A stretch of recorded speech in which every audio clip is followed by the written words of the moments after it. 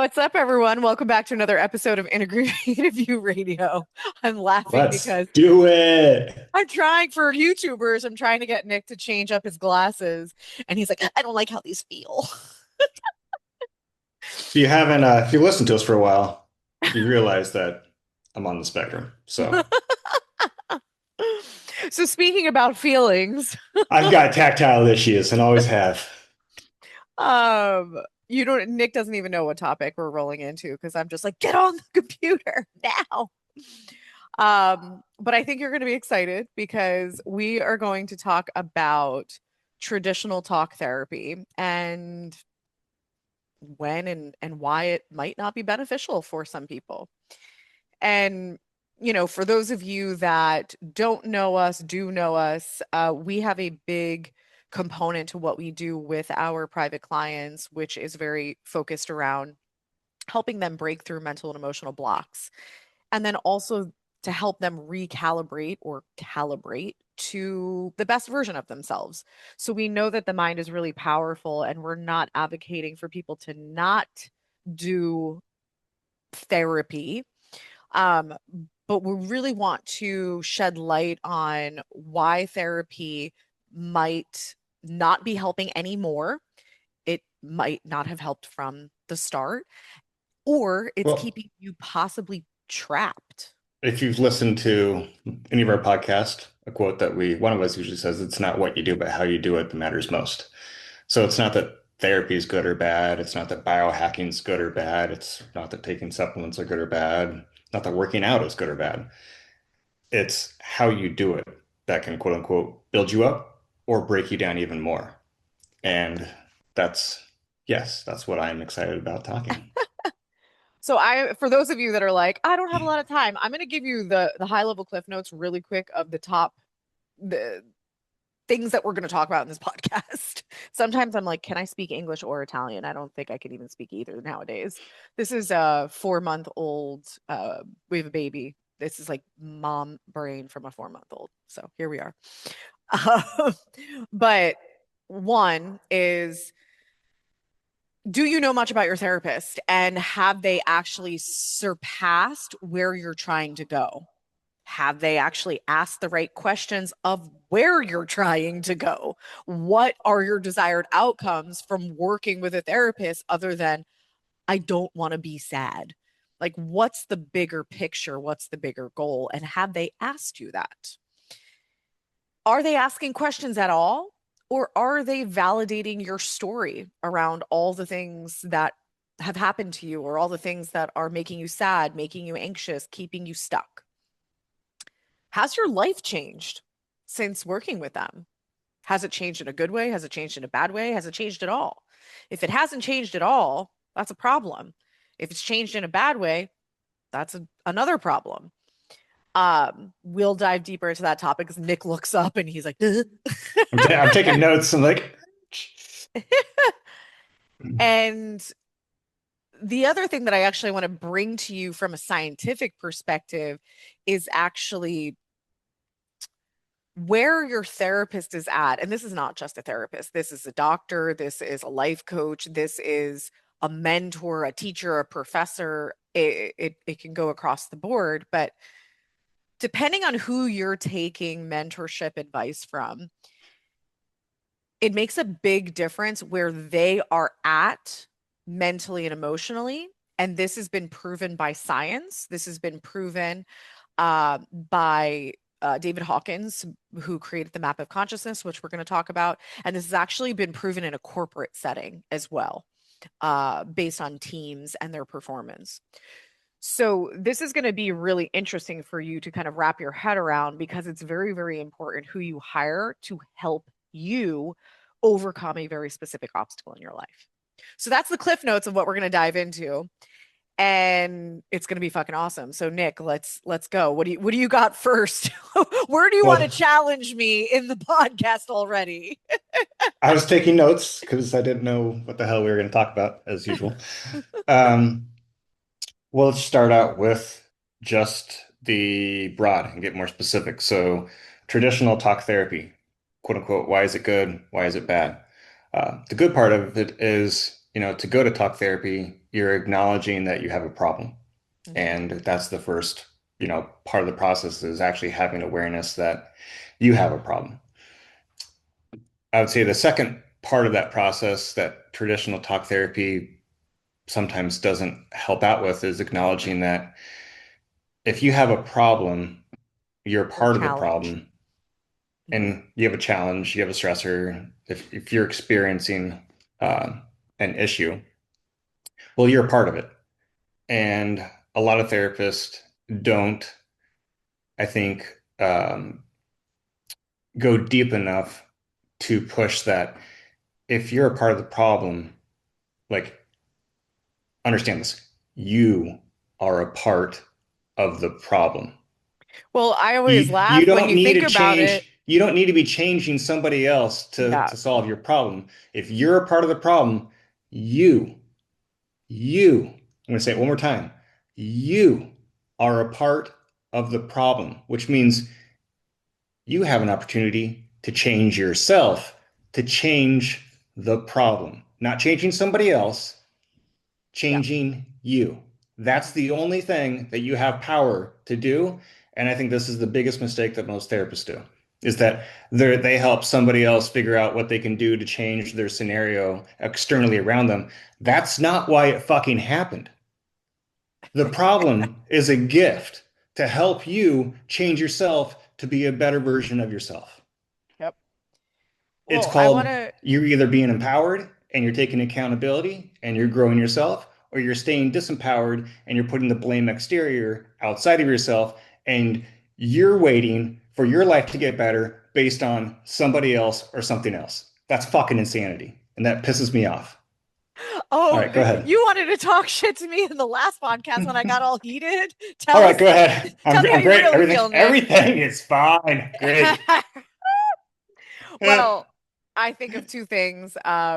One is, and this kind of goes to the topic of where is your therapist at in their level of personal growth and development? Where are they from a level of confidence and expertise in what they do? Because if your therapist is validating your story, there's an aspect of wanting harmony. And this is something that I learned the hard way from a business perspective because it applies to all different parts of life is conflict avoided is conflict multiplied.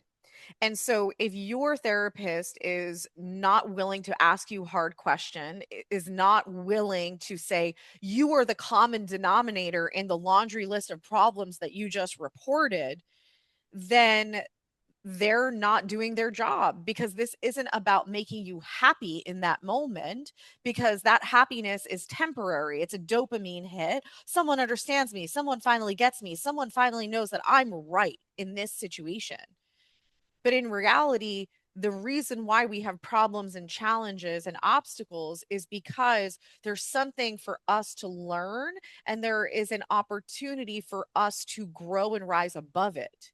Like you have to understand the reason why this shit comes up in your life. It's not because you have bad luck, bad genes and maybe you do have toxic people in your life. That's a different story. But, there is an opportunity for yourself, not an opportunity for someone else to agree with you. And this is what Nick is saying is that we tend to be a victim to a lot of the things that are happening quote unquote to us and we fail to acknowledge that we are the common denominator in every single thing that we perceive as bad and you can't control anyone else. You can't control outcomes for the future. You can't control any of that. The only thing that you can control is yourself in the present moment. And that is where the power is. And that's where you should be empowered. Because as soon as you can move from victim to victor, that's where the magic is going to happen. It's not going to be because you are waiting for someone else, your partner, your kids, your boss to change. That's like Nick said,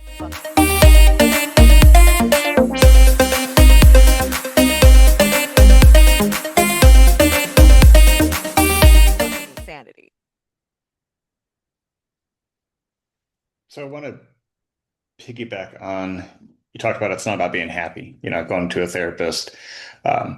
A lot of times people go to a therapist, whether you're sad, whether you're frustrated, whether you're angry, mad, fill in the blank.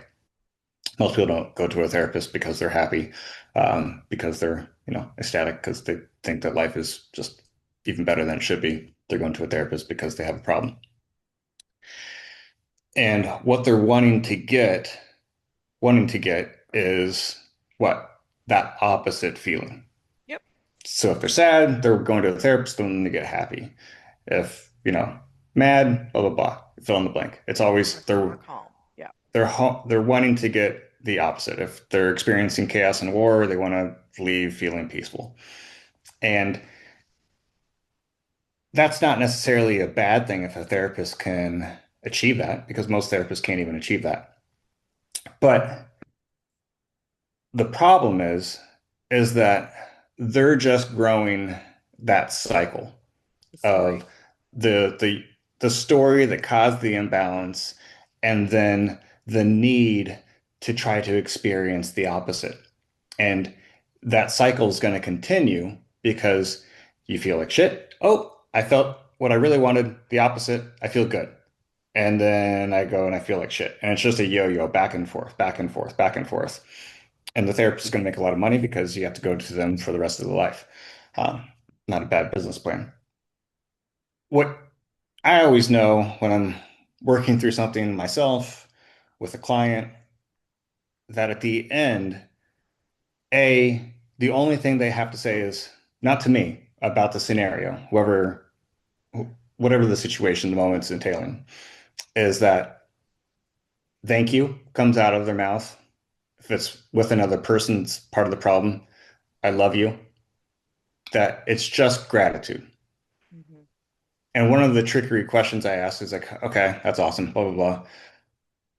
So what would you like still want to change? And then I watch their eyes, I watch body language, etc. If they want to change anything, you still have judgment around something. Yep. The only time that that cycle has quote unquote been resolved Hmm. and ended, collapsed, if you're looking at it in the scientific aspect, is that there's nothing to change. There's nothing to change because that moment was actually perfectly created for me so that I could better serve myself, so I could be a more authentic version of myself, so I could love myself more. We can't give something that we don't have. Hmm. So you have to be more to be able to give more. You have to love yourself more if you want to give more love. You have to be more gentle. You have to be all those things. Everything that we learn through those hard times, the challenge, is really one of the most beautiful parts of our life because it's the opportunity to grow ourselves and then to be able to give more of ourselves to our family, to our humanity, to our work, to whatever's important to you. Yeah. And that is, you talked about change, like, are they feeling no change? Are they feeling good or bad? All those are quote unquote wrong.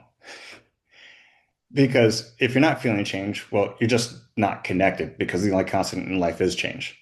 Hmm. If you're feeling good, you're polarized and seeing more benefits than drawbacks. If you're feeling bad, you're polarized on seeing more bad than good, more Yeah. drawbacks than benefits.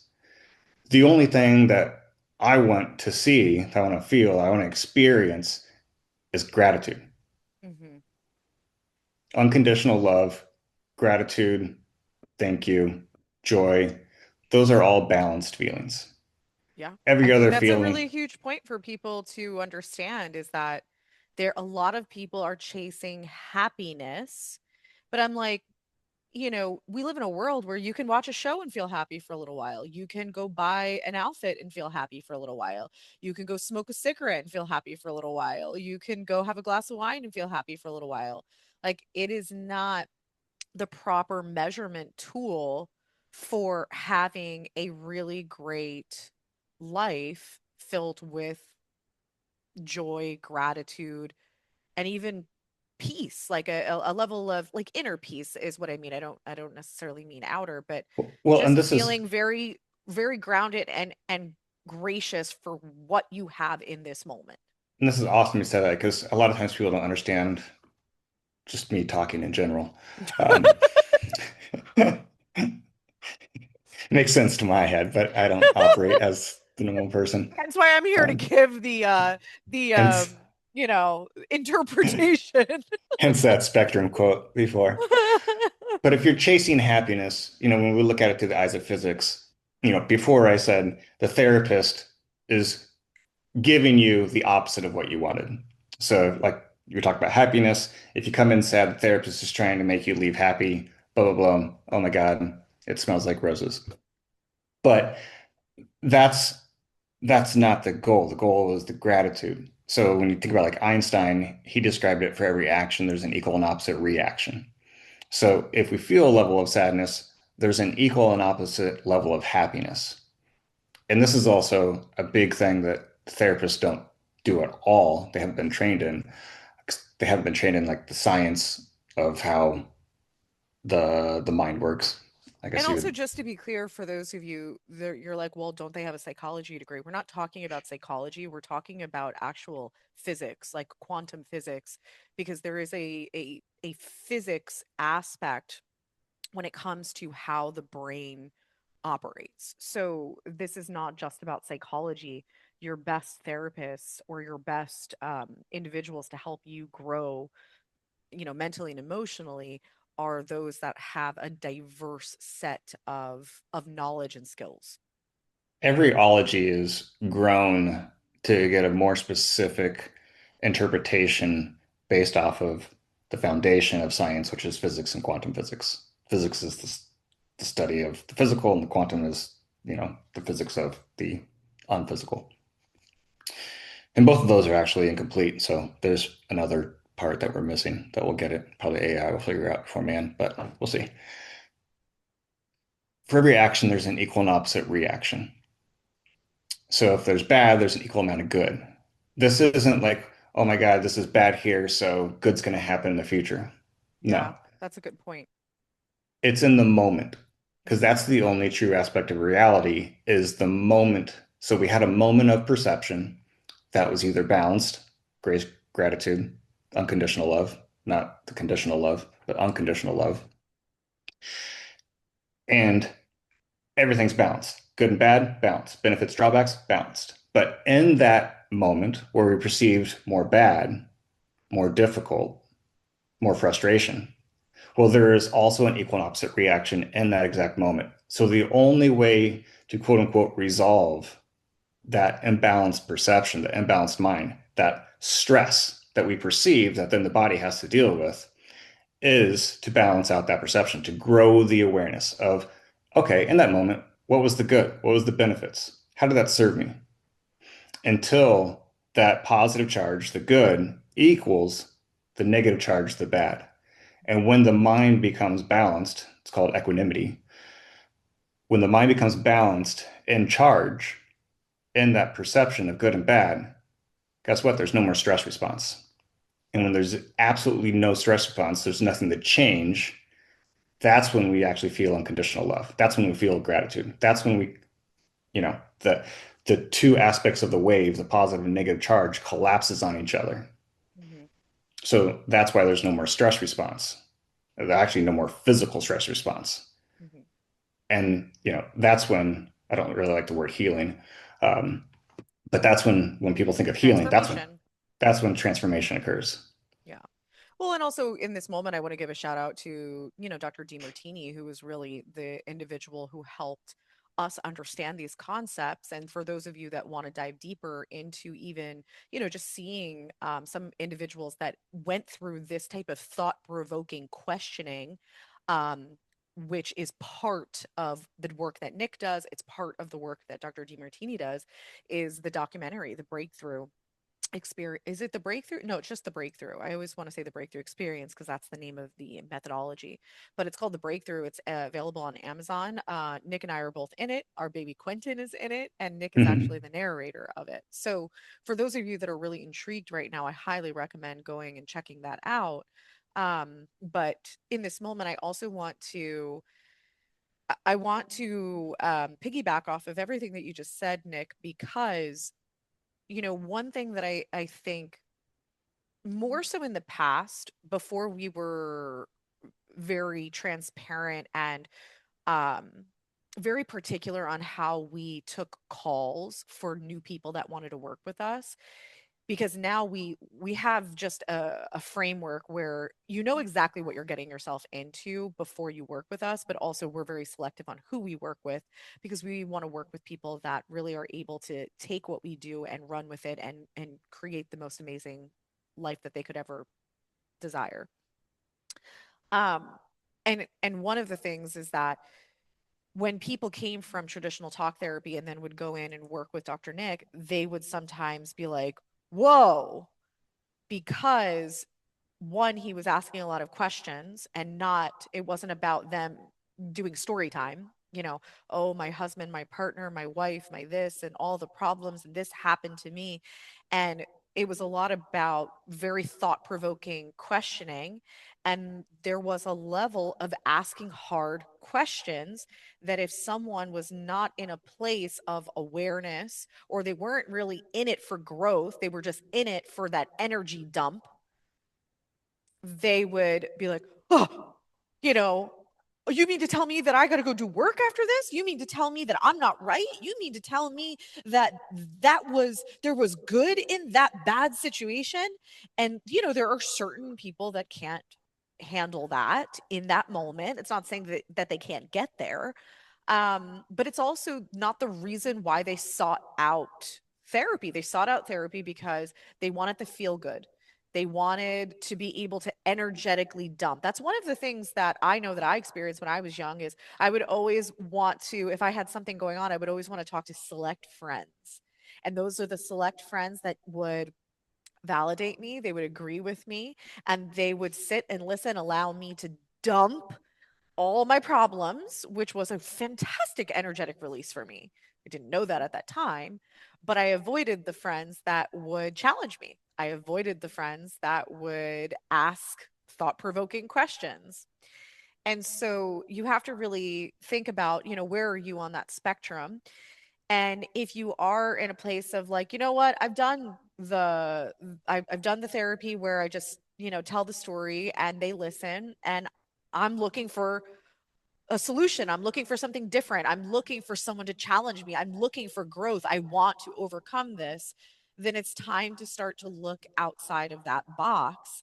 Because if you really want to grow and you really want to tap into the best version of yourself and you really want to transform your life, then guess what? These sessions, we can call them therapy if you choose, they shouldn't be harmonious, they shouldn't be feel good, they should be they should be constructed in a way that it asks thought provoking questions that will help you think outside of the current box, that will help you to collapse shit holding you back and grow yourself by shifting your mindset and collapsing programs or belief systems that are holding you back. Yeah, and don't judge yourself if, you said that, you think of the moment, the experience, situation, you're like, there's no good in that. Mm-hmm. You know, that's It's hard. well, no, that's perfectly okay. Because if you could see the good in it, you actually could take yourself through it. You could resolve it yourself. Like even myself, DeMartini goes through that in mathematics and he goes, if your mind is polarized above a 1 to 7 or 7 to 1 ratio, you you need help from somebody else to ask you these questions to help you grow that reflective awareness, that reflective consciousness. So if you start by saying no, there's no good, there's no benefits, that's perfect. Like that's okay. But if you fight to stay there, well, then you're going to have an issue. It's not my issue. Like I'll keep asking different questions to try to crack you. But if you're that attached, that just means that you figured out that you're using it to serve yourself and you don't want to lose that, which, is going to keep you stuck. But like you said, my favorite part is looking at the individual and like you said, getting crystal clear on the goals, what do they want to achieve, and then figuring out the most efficient kind of plan to get there. Because it's not just about, you know, we all got shit in our past, but it's like, what's directly tied to you not achieving this goal? Hmm. Yeah. And what can we do in a very specific framework to release your foot on the brake that's keeping you from achieving that? And Hmm. soon as you do release the foot on the brake, well, you're still not going anywhere. Hmm. So then we got to also intelligently put your foot on the gas. And what's fun is we can use the same techniques, but change them from, trying to resolve an issue to just propelling you forward. Yeah. And that's a lot of fun for me. So the last point that I wanted to kind of wrap this up with is, you know, this idea that the level of growth and mental consciousness that your therapist has, or whomever you are choosing to um, be on a journey of self-growth and development with, will directly impact your outcomes. And this can sound crazy, but the individual who created the map of consciousness, which was essentially a numerical way to help you understand where you are at with your mental and emotional state. And he actually showcased some of the lowest vibration emotions, which keep you feeling really, really, really shitty, are guilt, shame, anger. Guilt and shame are actually the lowest. And so when you're in a place of guilting yourself or feeling shamed about something, if it's your own internal dialogue, if it's someone guilt and shaming you, um, you're in a very low place where you're going to actually be attracting or creating a lot of chaos around you. It's going to feel like you're literally hitting rock bottom or you're in the fucking trenches taking grenades. Like, those are some of the phrases that come to mind. And so essentially, when you start to grow yourself, there are higher levels of consciousness and, just being neutral, being like, I'm going to kind of roll with the good, I'm going to roll with the bad, and then it goes up from there. But essentially, if your therapist, if your doctor, if your life coach, whomever you are working with is in one of those lower vibration places, they live out of a place of fear, they live out of a place of worry, they live out of a place of anger, or they have deep rooted burrowed anger, or they live in guilt and shame because of external factors or internal factors, this will actually scientifically affect your ability to get outcomes by working with them. How so? That's the question for you to answer. I asked you first. We'll compare answers. Well, part of it is they have not achieved what you are trying to achieve. So if you're trying to achieve a better life, if you want to achieve more level of peace, neutrality, enlightenment, love, quality relationships, if they're in those low vibration emotions, then chances are they have not achieved where you're trying to go. It's very difficult for someone to take you somewhere that you have never been, they have never been. No, yeah, it's you did a good job. Um, Thanks. you Oh my God. get to get. I'll give a couple scenarios, which I usually don't do. But there's a reason that the CEO of Amazon, of Tesla, of these huge companies are a different caliber, different mindset from a mom and pop CEO. Mhm. And it's because a mom and pop CEO, they don't have the level of awareness and balanced awareness to be able to handle stress, challenges, and a challenge and a stress is just a hidden opportunity. And if you don't have a balanced mind, you'll miss the opportunity. Mhm. These CEOs have such a large balanced awareness that they're not distracted by the pain, by the chaos, by the problems, because they see through it and they see the opportunity. So they can use it for what it truly is, as not something in the way, something on the way to serve them and serve the company. It's funny because I have the two business certifications with scaling up and metronomics, and there was a moment where, I was going through the training and they said, you know, don't be confused with what the best CEOs are and what they're not. And they're like the best CEOs in companies are the ones that are willing to take on the challenges and make the hardest decisions on a daily basis, not on a quarterly basis, not on a monthly basis, on a daily basis. They navigate, the most difficult challenges for companies with strategy, with poise, with without emotional charge, and they're able to make really hard decisions every single day. Well, and the fun part about it is it's it's not saying it's not hard, but they're not that difficult to them. Oh, of course. Of course they're just like they're wired It, that way, and it's when they're they've grown themselves. It's like that level of consciousness. It's like we all start out with, guilt and shame, etc. Like we all have that in our life, but it's like, do we stay there or did we figure out how to use it to grow it, to transform that mhm, into love, grace, gratitude, mhm, and joy?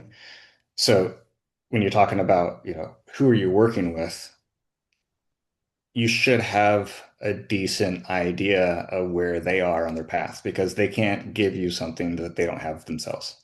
mhm. And it's also, it's 100% normal for you to ask your own person that you're hiring questions. Why do you do what you do? How did you get into this? What's the driver for continuing to do it? I imagine it's difficult work.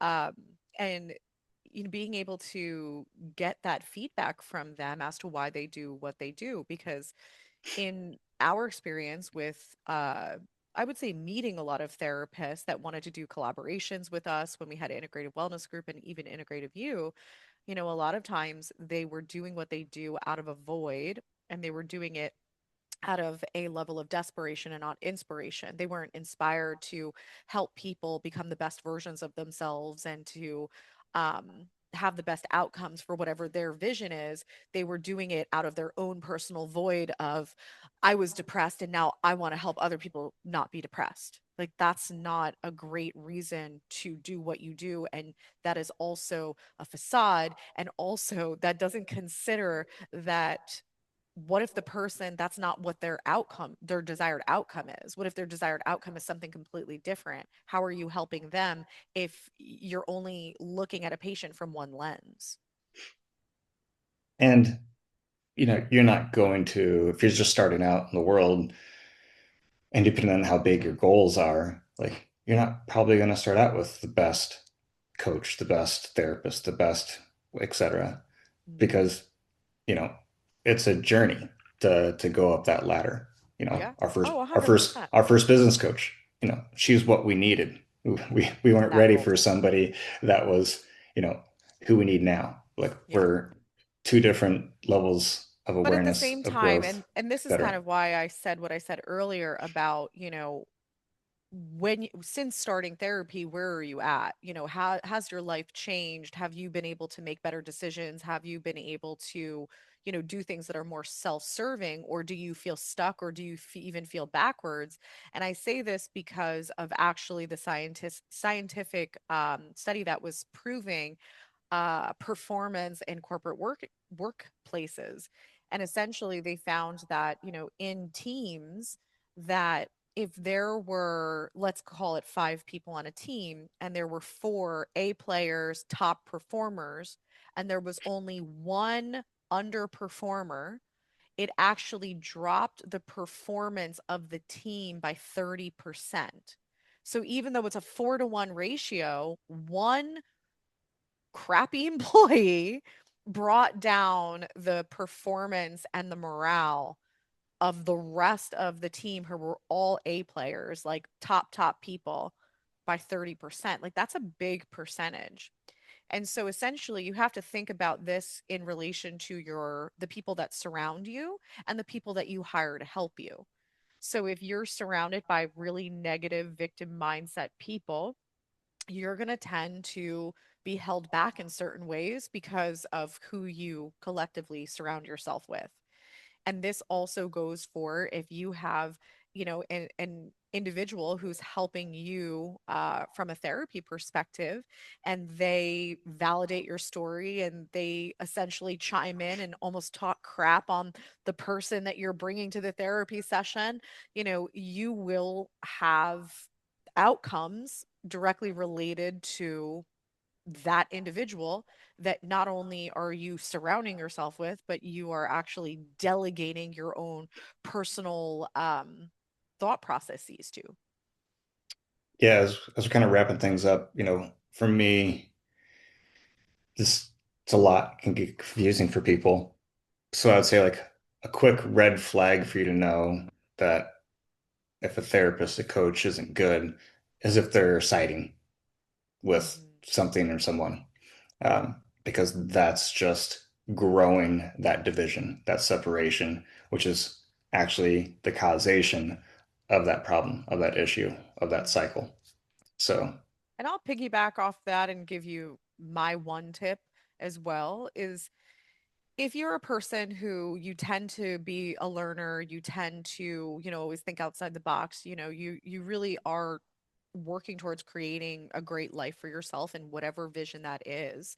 And you've been doing therapy because you feel like it's the right thing to do and you feel like it's helped you.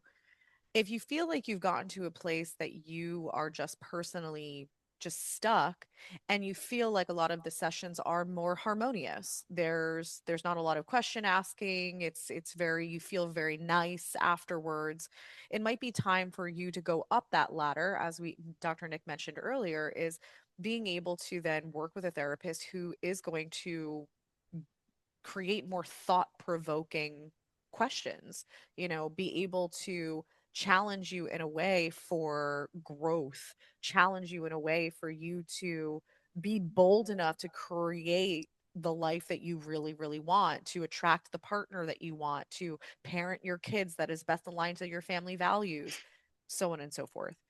So it's definitely understanding that not all therapy should look the same. And there are different iterations of it, and as you grow and you maybe feel like things are stagnant, it's time to work with a therapist that can take you to the next level. and that growth is a different way to think about it is just you're creating a higher standard. And, Mm-hmm. you don't jump all the way to the top. That's impossible to reach, to change that fast. It's not impossible, but very difficult. Um, so it's just realizing that, this is life now. you know, if I continue doing what I'm doing, is that going to give me that appreciation, that growth? Or do I need more challenge? Mm-hmm. That's one of my favorite things to do is people come to me with a challenge and I challenge them even more, um, which is fun. But that's, one of my favorite quotes is, well, I guess stories is people went up to Henry Ford and they wanted a faster horse. And and he looked at, the scenario and he's like, this is what you want, but that's not really going to serve you. I'm going to give you what you need. And he created a car. Mm-hmm. And that's how I look at the situation with people is, they come to me with what they think they want, and it's not necessarily a bad thing, but when you give them what they need, holy shit, like they're That's set where free. the magic Yeah, yeah. happens. Yeah, 100%. All right, guys, for those of you that are like super vibing, so one, check out the DeMartini, the breakthrough on Amazon. Also, reach out to us if you are looking to take up your therapy to the next level. Dr. Nick would love to, fuck with you a little bit and ask you really thought-provoking questions. And I'm not a therapist. Yes, no, but you do really help people overcome their challenges and design a really awesome life for themselves. So, with that being said, we'll see you on the next one.